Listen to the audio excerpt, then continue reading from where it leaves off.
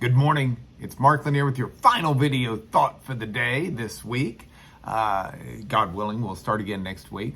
But I wanted to finish my week where I've been looking through 2 Corinthians with a verse out of 2 Corinthians chapter 9. Actually, it's a set of verses. The whole idea is laced throughout what Paul's writing, but I'll start with verse 6. Paul says, whoever sows, now that's not sows like needle and thread, that's sows like plants. Whoever plants, I'll use as a better verb for us today, whoever plants seeds sparingly will also reap sparingly. Now, Paul says it in this very poetic way. He says in the Greek, whoever plants seeds sparingly will he reap, or will he harvest.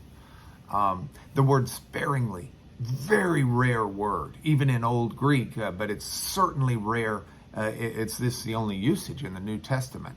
And phaidomenos is the adverb here. Phaidomenos, this rare word, means not just sparingly or a little bit, but it means miserly. It's got this idea of skimpiness and miserly and Scrooge. It's about me. I want to hold everything to myself. I don't want to plant it. And so Paul's saying something very simple here. If you don't plant many seeds, you're not going to get much of a harvest. If you only plant 3 corn seeds, assuming all 3 come up, you only get 3 corn stalks. But Paul then says, whoever plants seeds or sows bountifully, that word's used a lot. It's abundantly, generously, with a good, cheerful heart. Whoever sows seeds or plants seeds bountifully will reap harvest. You plant 100 corn kernels and you're going to get close to 100 corn stalks and 100 ears of corn. The more you plant, the more you reap. And Paul uses this to talk about how we give. And Paul says, each one, the way he writes that Greek, it means in a very deliberative thinking fashion. Each one must give as he's decided, thought about, made a decision in his heart or her heart. Not reluctantly, not under compulsion. God loves a cheerful giver.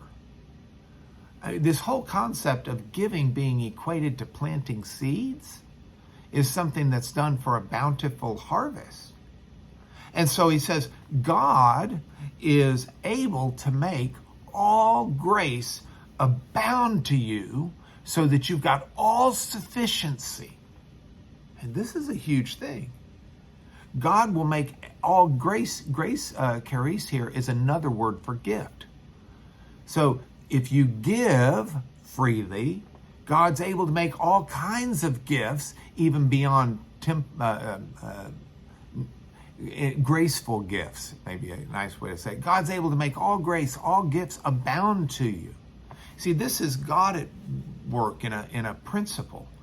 God's the one who's given freely. God's the one who's distributed freely. God's the one, Paul says, who gives to you. He supplies the seed. The seed you're planting is not really yours to start with, it's Paul's.